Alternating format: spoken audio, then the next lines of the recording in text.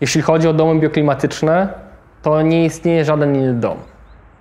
To jest zwykły dom, który po prostu stawia ciekawe tezy wokół tego, co trzeba zrobić, żeby ludziom w domu dobrze się żyło. Mieszkamy tu, eksplorujemy tę przestrzeń, ten ogród, tą szklarnię i jednocześnie raz na pewien czas, kilka razy do roku zapraszamy tu ludzi, żeby mogli pomieszkać samemu. My wtedy wyjeżdżamy i oni mają możliwość pomieszkania tutaj. Myślę, że to jest ciekawe. Ci, którzy tu byli, dają nam znać, że to jest ciekawa przestrzeń, że to jest nieoczywista przestrzeń, że mimo tego, że to jest po prostu dom, to czuje się, że to jest inny dom.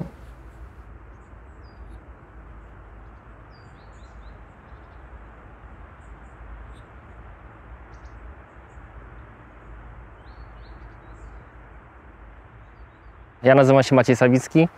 Jesteśmy w Kolumnie, czyli w województwie łódzkim. Za nami jest dom bioklimatyczny, tak się ten dom szalony nazywa. A czym ja się zajmuję, to było twoje ostatnie pytanie. Zastanowię się nad tym. To jest trudne pytanie. Ja znalazłem tego miejsca na Instagram i to się nazywa Dom Bioklimatyczny. Tak. Co to w ogóle jest? To przede wszystkim może pokażę, więc zapraszam Cię. Będzie łatwiej rozmawiać. A dlaczego taka nazwa? Najłatwiej powiedzieć, że sobie architekt tak to wymyślił, czyli profesor Lipiński, którego można kojarzyć na przykład z zaprojektowania obserwatorium na Śnieżce, te takie słynne talerze, które wylądowały w Karkonoszach. Uznał, że on chce stworzyć dom, który będzie korespondował z potrzebami człowieka, który będzie tworzył najlepszą przestrzeń do życia. No i stworzył taką nazwę Dom Bioklimatyczny, która też nie jest jedyną nazwą tego domu, bo na przestrzeni tych kilkudziesięciu lat opracował wiele różnych nazw. Dom biotyczny, dom solarny, ale jakoś tak się przyjęło, że to jest dom bioklimatyczny. My razem z Kają polubiliśmy tą nazwę i tej nazwy używamy. Kaja jest twój partner. Tak, jest moją narzeczoną, żoną za chwilę, więc razem tutaj ten temat ogarniamy. Okej. I ogólnie, kiedy ten dom był budowany? Na początku lat 90. Budowa się zakończyła mniej więcej w 92 roku, więc zaczęła się jeszcze przed tą zmianą gospodarczą w Polsce, przed przełomem politycznym i wiele rzeczy wtedy było innych niż gdy tę budowę zakończono, więc zbudowanie takiego domu o tej kubaturze z taką ilością stali było wtedy na przełomie dziejów dosyć trudne, więc było to duże osiągnięcie dla pani Jadwigi, czyli poprzedniej właścicielki. Mnie wystarczyło, że to jest statek kosmiczny, który osiadł na mojej ziemi. Miałam ciągoty do czasopism związanych z budową. I tam był właśnie rysunek takiego domu i widocznie to było przeznaczenie, przepraszam, że tak powiem duchowo, że mnie ten rysunek zafascynował. Tam w tej treści było bardzo mało i tam nic specjalnego nie było. Ale była wzmianka, że to jest projekt profesora z Politechniki Wrocławskiej i koniec na tym. No i gdzie tu szukać profesora w Wrocławiu? Więc wymyśliłam sobie, że skoro pracuję na uniwersytecie, to napisałam list do Politechniki, do sekretariatu Politechniki. I oni ten list przekazali profesorowi. Chyba on się po prostu odezwał do nas, bo ja podałam tam swoje dane, że chciałabym taki dom pobudować, czy on by mógł to zaprojektować dokładnie. No i zaprosił nas do siebie. Bardzo sympatycznie nas przyjął. Nic nie szukałam, nic nie zadziałało. Chciałam ten dom mieć. Taki. Ten dom po pierwsze nie istnieje bez niej i wydaje mi się, że historia tego domu bez jej historii jest niepełna. A z drugiej strony właśnie bardzo nas interesowało, co właściwie spowodowało, że znajdujesz taki projekt w gazecie i masz na tyle determinacji, żeby zbudować ten konkretny dom. Odezwać się do tego profesora, realizować ten projekt, który absolutnie nie był łatwy w realizacji. I wiesz co, nie ma na to prostej odpowiedzi. Takie mam poczucie, że pani Jadwiga bardziej to czuje i że to było bardziej z poziomu emocji. Niestety, albo może stety, bo też jest coś w tym wspaniałego, ona nie daje takiej jednoznacznej odpowiedzi. Dlaczego? Zobaczyła, poczuła, że to jest to, zbudowała. Bardzo dużo rzeczy robimy w ten sposób, intuicyjnie, a potem dopisujemy do tego jakąś tam warstwę racjonalną i ona tej warstwy racjonalnej nie dopisuje. Ona po prostu mówi... Chciałam ten dom mieć. Taki. Dlaczego taki? No nie wiem. Nie znamy swojej duszy i nie znamy podpowiedzi. Nie zawsze chcemy słyszeć. No tak to już jest w życiu. On chciał projektować dom, który jest idealny dla człowieka. Tak, dla człowieka, dla rodziny. Ogólnie ta tematyka bioklimatyczna dotyczyła zarówno domów jednorodzinnych, czyli takich jak ta, ale też profesor chciał projektować osiedla, które byłyby w całości pokryte właśnie taką strukturą biotyczną, on tak to określał, która wewnątrz tego osiedla tworzyłaby optymalne warunki do tego, żeby uprawiać rośliny, żeby żyć, żeby spędzać czas razem również w zimę. Więc ta tematyka bioklimatyczna ogólnie dotyczy domów zarówno jednorodzinnych, takich jak ta, ale jest też bardzo dużo projektów profesora, które dotyczą całych osiedli. To jest jednorazowy projekt. Tak, jeśli chodzi o projekt profesora Lipińskiego, to powstał tylko jeden dom. Było wiele powodów, dla których nie powstały inne. Myślę, że możemy na razie je zostawić.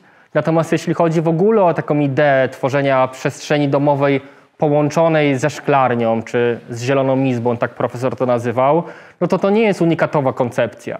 Myślę, że wiele osób, które oglądają, będą mówić na przykład, że gdzieś tam ich dziadek miał podobny dom, bo była to przestrzeń domu połączona ze szklarnią.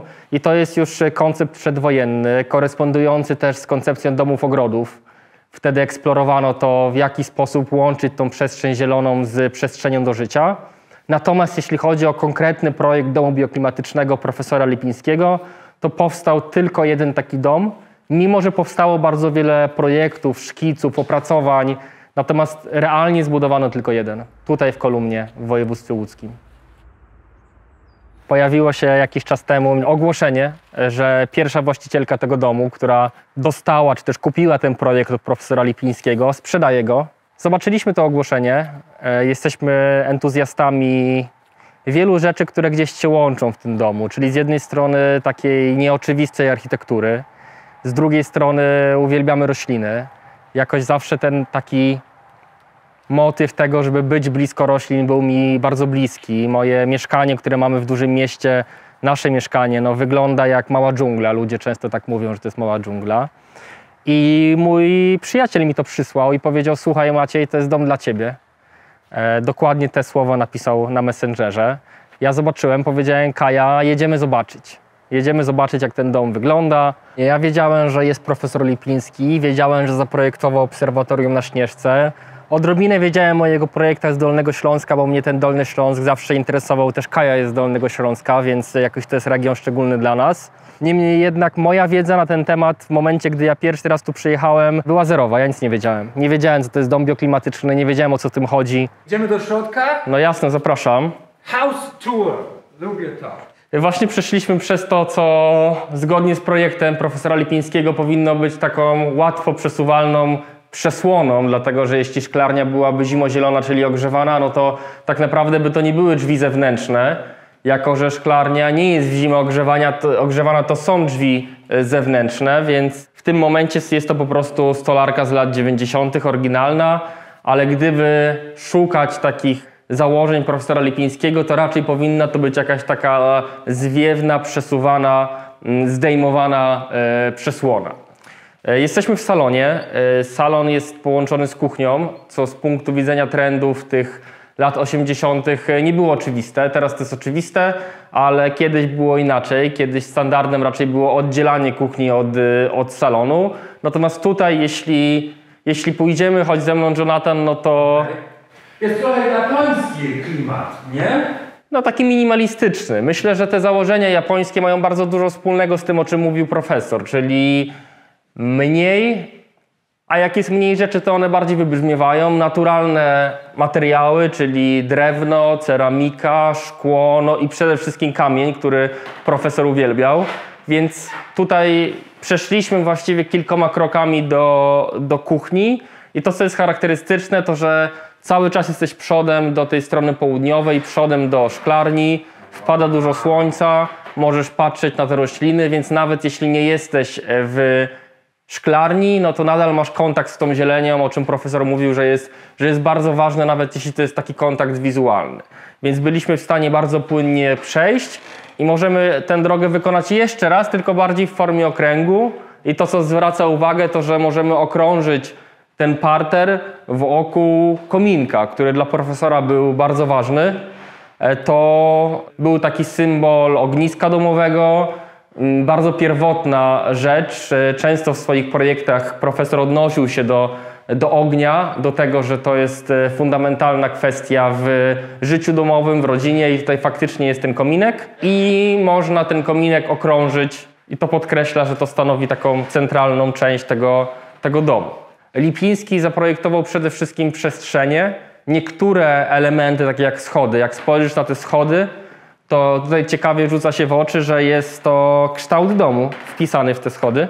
I schody są wykonane tutaj z lokalnego drewna, a deski, które tak bardzo skrzypią, jak po nich chodzimy, są wykonane z sosen, które zostały wycięte na potrzeby budowy tego domu, czyli stały dokładnie w tym miejscu, po którym chodzimy. I to jest bardzo, bardzo zbieżne z tym przekonaniem profesora Lipińskiego, żeby wykorzystywać te materiały, które są najbliżej, są na wyciągnięcie ręki. Dużo jest kamienia, różnego kamienia. To jest materiał, z którym profesor najbardziej lubił pracować.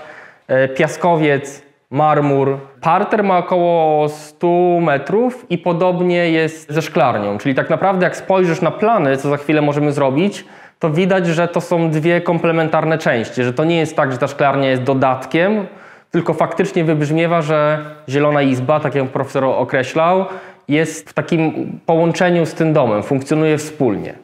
Tutaj jest wejście do kuchni, więc ponownie można się obracać, kręcić. Opcja zejścia w dół, no i opcja wejścia do góry po tych schodach, więc góra również jest zorientowana cała na stronę południową i to dla tego domu jest charakterystyczne.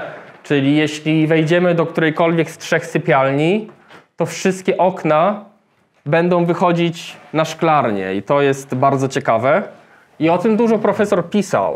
Zwracał uwagę na to, że ta relacja domu, sypialni z Zieloną Izbą warukuje szereg kwestii, na przykład taką kwestię jak zapach. To znaczy, jeśli tutaj otwieramy okno albo śpimy przy otwartym oknie, to te wszystkie zapachy ziół, kwiatów, ale również ziemi gdzieś tam do nas trafiają i trochę jakbyśmy spali wśród tych roślin, spali wśród tej szklarni. Wow, niesamowite.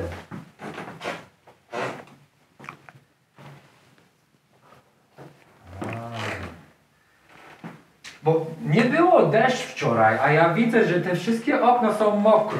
No tak, zaparowane są, więc różnica temperatur pomiędzy szklarnią a tym, co na zewnątrz, w momencie, gdy to już jest początek jesieni, czyli na zewnątrz jest to 8-10 stopni, no to w szklarni w nocy jest o 6-7 stopni więcej. Dlatego, że zarówno te materiały, które się nagrzały, oddają ciepło, ale też dom przede wszystkim, który jest nagrzany, ciepły, oddaje ciepło do szklarni. Więc to jest jeden z tych kluczowych elementów, które profesor przewidział w tej korelacji Zielona Izba-dom. On chciał, żeby nawet jeśli nie jest ogrzewana szklarnia w jakimś okresie, a mówił, że to ogrzewanie szklarni ma być wyłącznie wykorzystywane w zimę, to i tak fakt tego połączenia miał wyraźnie podnosić temperaturę w szklarni w te chłodniejsze miesiące, czyli wtedy, gdy dom jest ogrzewany, na przykład w zimę. Natomiast na wiosnę, na jesieni, gdy jeszcze jest dużo słońca i ta szklarnia szybko się nagrzewa, to ona powinna nagrzewać dom. Co to jest, jakieś koło? Tak. No oczywiście w szklarni trzeba regulować temperaturę i wilgotność poprzez otwieranie bądź zamykanie drzwi, a tutaj dodatkowo możemy regulować otwarcie i zamknięcie tej górnej szyby. Tam? No i powolutku się zaczyna otwierać, tak? Ona teraz jest zamknięta, bo już jest chłodno, dużo pada, więc nie ma potrzeby, żeby była otwarta. Natomiast oczywiście w lato przeważnie jest otwarta. Jeśli chcesz zobaczyć szybki efekt, no to lepiej spojrzeć tutaj. To jest ta przednia szyba i tutaj jesteśmy w stanie tym kołem to sterować. Przede wszystkim to służy temu, żeby wpuszczać albo wypuszczać powietrze, czyli wentylacja jest absolutnie kluczowa w uprawie szklarniowej, dlatego że jeśli nie będziesz wentylował szklarni, to zagotujesz te rośliny po pierwsze, po drugie choroby grzybiczne bardzo szybko dadzą ci w kości, właściwie zniszczą wszystko, co tam posiadasz. I to jest ta przednia warstwa tych szyb. Teraz zamykamy, zresztą już się robi coraz chłodniej w nocy, coraz mniej słońca, więc myślę, że spokojnie można nawet w ciągu dnia mieć już przymknięte lekko te szyby. Na pewno ważna była ta ekspozycja tej szklarni na stronę południową, czy całego domu, czyli dom jest idealnie zwrócony na południe I to bezpośrednio koresponduje z tą koncepcją tego, żeby pracować z tym słońcem, to znaczy, żeby wydłużyć sezon wegetacyjny. Jeśli uprawiasz rośliny na południowej stronie, i to jakby jest koncept znany szeroko chociażby we Włoszech, no to możesz je uprawiać znacznie dłużej, aniżeli gdybyś zbudował tę szklarnię na przykład na zachodniej stronie albo na północnej stronie. Więc jest to celowo ustawione na południe, a jednocześnie jak masz ustawioną szklarnię na południe, to nie potrzebujesz tego, żeby ona była cała przeszklona. Przeciwnie. Jakby szklarnia była cała przeszklona, ta przestrzeń by się jeszcze bardziej nagrzewała, co w okresie letnim byłoby problematyczne, bo za wysokie temperatury na przykład dla pomidorów też nie są dobre. Więc wystarczy, że część tej powierzchni jest przeszklona i tutaj i tak jest bardzo jasno i bardzo, bardzo ciepło. Ciekawe by było, jeżeli był jakiś system, żeby zbierać tę wodę przy tej szyby, żeby było taki obieg zamknięty, że można podlewać rośliny w środku, wykorzystując wodę od tej dach, tak? Zdecydowanie. To jest ciekawe koncepcja, ale nie robicie tego w tej chwili. Jeszcze nie, ale nie ma wątpliwości, że ten obieg wody jest szalenie ważny. Myślę, że w tamtych czasach ta świadomość była mniejsza, poziom rzek był wyższy. Profesor Lipiński dużo pisał o zarządzaniu zasobami, ale mniej o samej wodzie. Myślę, że go tak bardzo to może nie poruszało. Natomiast w tym momencie to jest absolutnie oczywiste, że mając tak dużą powierzchnię dachu, bo to jest strona i południowa, i północna, no to optymalnym, oczywistym i koniecznym rozwiązaniem jest, żeby tą wodę zbierać. Po prostu my tego jeszcze nie robimy. Tutaj można powiedzieć łazienka jak łazienka, ale chciałem pokazać bardzo ciekawą rzecz. Oprócz tego, że ona również jest wykonana w białej Mariannie, czyli w tym polskim marmurze, co jest super wyborem i znowu gratulacje dla pani Jadwigi, bo to wcale nie było w tamtych czasach oczywiste, to tu jest bardzo ciekawa koncepcja.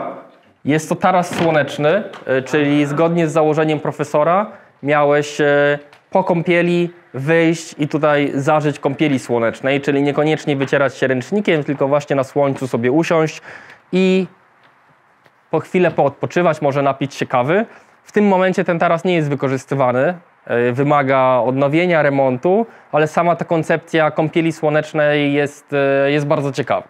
I to jest wschodnia strona. To też bardzo ciekawie pokazuje, jak profesor świadomie pracował ze stronami świata, czyli cały dom jest skierowany na południową stronę, ale na wschód jest skierowany łazienka i ten taras, czyli jak wychodzisz rano po kąpieli, no to trafiasz na słońce, więc duża świadomość profesora, w jaki sposób ten budynek umiejscowić względem stron świata i to robi wrażenie.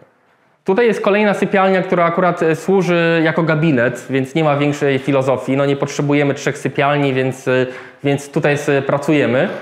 To, co na pewno ściąga uwagę i też wiele osób się o to pyta, to jest to, że górne piętro mocno się nagrzewa w lato. Jak jest na zewnątrz gorąco, jak w szklarni jest gorąco, to cały ten gorąc, te masy powietrza idą do góry i faktycznie lepiej nie otwierać okien na piętrze.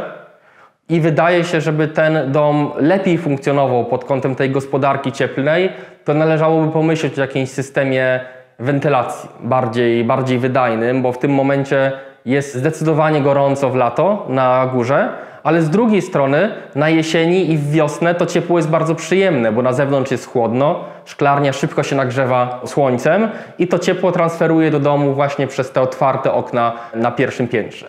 Tutaj myślę, że nawet nie ma co pokazywać, jest nasz schowek, jakieś takie gospodarcze rzeczy, ale fajnie pomyśleć o tym, że cała ta północna część domu jest właściwie wyłączona z użytkowania.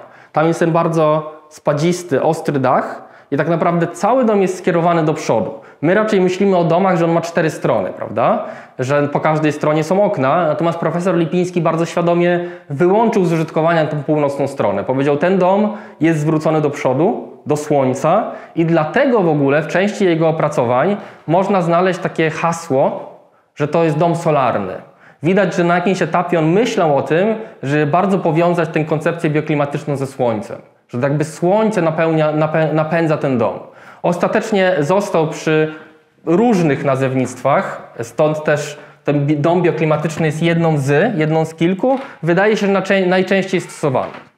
Teraz jesteśmy w największej sypialni, natomiast logika funkcjonowania tego pomieszczenia jest tak sama. Czyli duże okna skierowane na szklarnię i dla profesora było bardzo ważne to, że otwierasz okna, masz kontakt z zapachami, masz kontakt z wilgotnością i w ogóle profesor bardzo dużo traktował o zmysłach. To też pokazuje, że był takim architektem humanistą.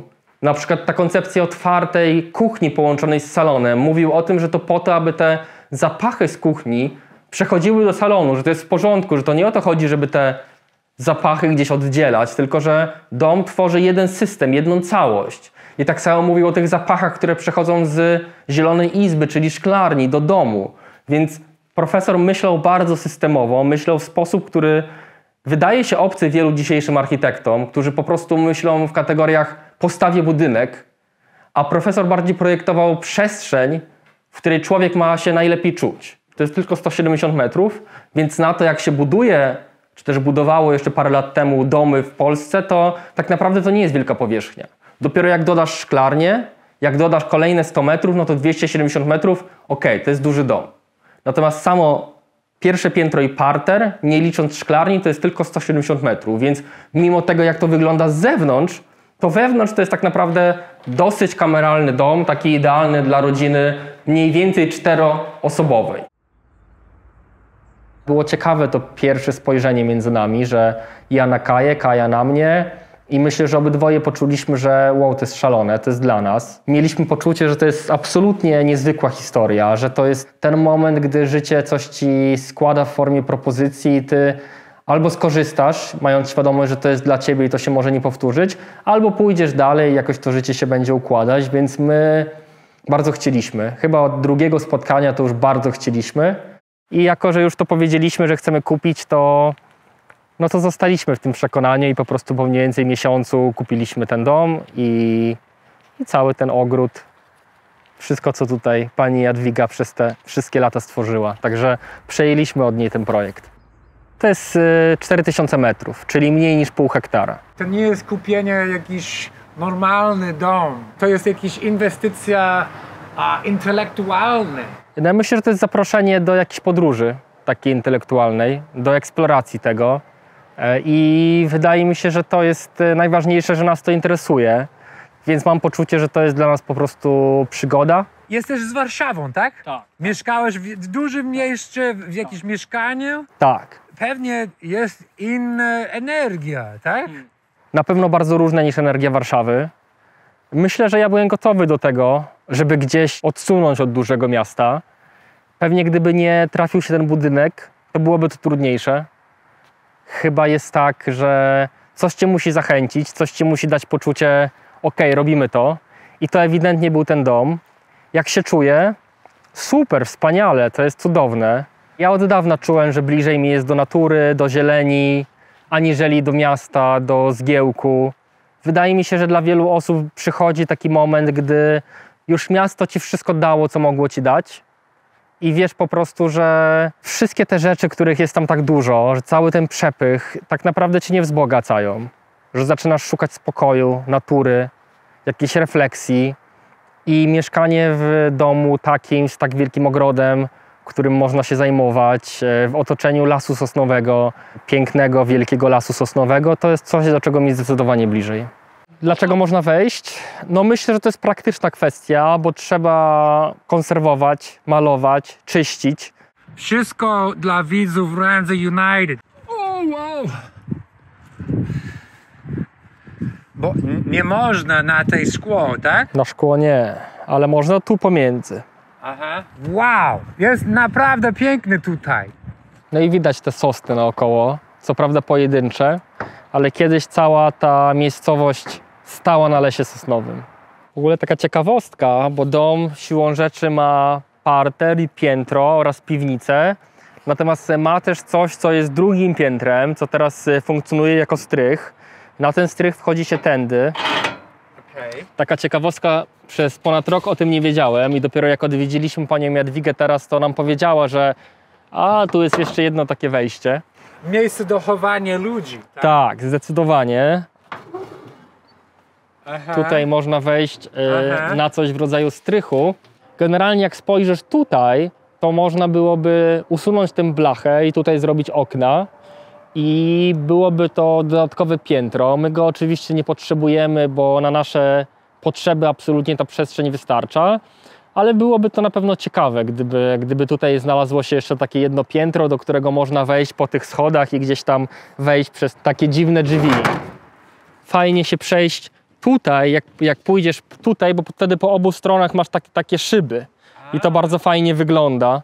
No niestety to, co jest dużym wyzwaniem, to to, że ta szklarnia, czy też cała elewacja przez te kilkadziesiąt lat ewidentnie nie była myta, więc nas to czeka, zarówno umycie elewacji, jak i okien, ale mamy zamiar się za to zabrać gdzieś tam na wiosnę przyszłego roku, więc na razie jest jak jest.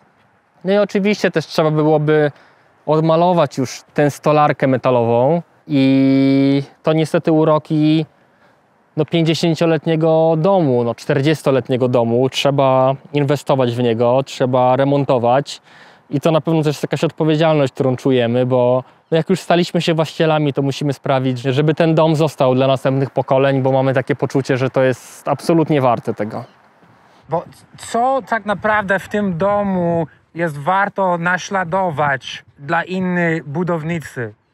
To jest super pytanie. Ja uważam, że ten dom jest bardzo zwyczajny. On może z zewnątrz wygląda niesamowicie, ale jakby zastanowić się, co on proponuje, to on proponuje takie rozwiązania, które są bardzo dostępne.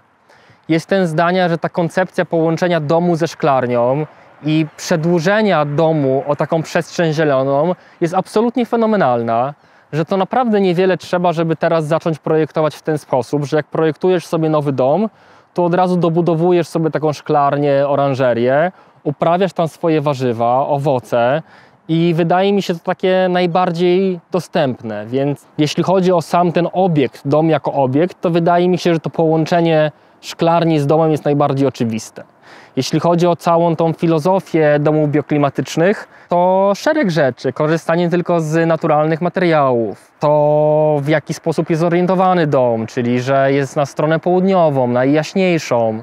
Natomiast to, co mnie uderza w kontekście tego domu i co często ludzie mówią, że chwila mówi, że to jest taki niesamowity dom, ale tak naprawdę to jest zwykły dom, który po prostu stawia ciekawe tezy wokół tego, co trzeba zrobić, żeby ludziom w domu dobrze się żyło. Więc wydaje mi się, że jeśli kogoś to interesuje, to warto, żeby sięgnął po różne materiały. Te materiały są już częściowo dostępne. Jest na przykład książka, pokażę Ci. Myślę, że to jest fajny punkt startowy. To jest książka wydana przez Muzeum Architektury, Kształt Marzeń. Istotna część tej książki dotyczy właśnie tych form sklepionych. To są te budynki, które on projektował. To jest na przykład jeden z tych domów we Wrocławiu, obok domu Iglo. Na końcu tej książki jest w ogóle zdjęcie naszego domu w zimę. I jest też rozdział poświęcony właśnie tym architekturze bioklimatycznej. To już jest, tutaj są różnego rodzaju zdjęcia. Widać, jak różne te domy bioklimatyczne były w tej zewnętrznej formie. Ja absolutnie polecam, to jest książka Kształt Marzeń, architektura Witolda Lipińskiego. No i myślę, że to może być taki punkt startowy dla ludzi. A oprócz tego mam nadzieję, że uda Ci się jakoś umieścić tam na YouTubie link do tego modelu językowego, czyli do tej sztucznej inteligencji, którą my wytrenowaliśmy na tych monografiach kilkunastu profesora Lipińskiego i tam każdy może wejść i zadać pytanie. Ja mogę potem pokazać, jak to działa, czyli przykładowo możesz się spytać, dlaczego dom bioklimatyczny ma zawsze szklarnię. No i ten model językowy wyuczony na tych monografiach odpowiada, tak jakby Ci profesor Lipiński tłumaczył to. Dajcie nam like, komentujcie, udostępniajcie i oczywiście subskrybujcie, żeby zobaczyć więcej ciekawych filmy o ciekawych ludzi, robiąc niezwykłe, niekonwencjonalne rzeczy tu w Polsce i czasami za granicą.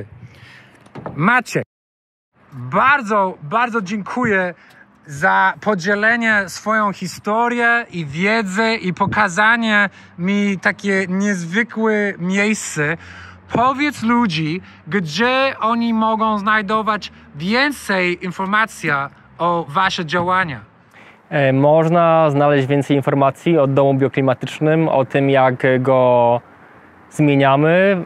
Prowadzimy w stronę tej pierwotnej koncepcji profesora Lipińskiego na Instagramie Dom Bioklimatyczny i tam też można do nas pisać, jeśli ktoś chce przyjechać tutaj i spędzić czas w tym domu. Udostępniamy go w takim wypadku na wyłączność, więc piszcie i tyle. No super, dzięki Maciek, było naprawdę ciekawe doświadczenie dla mnie. Mam nadzieję, że to nie będzie ostatnia wizyta.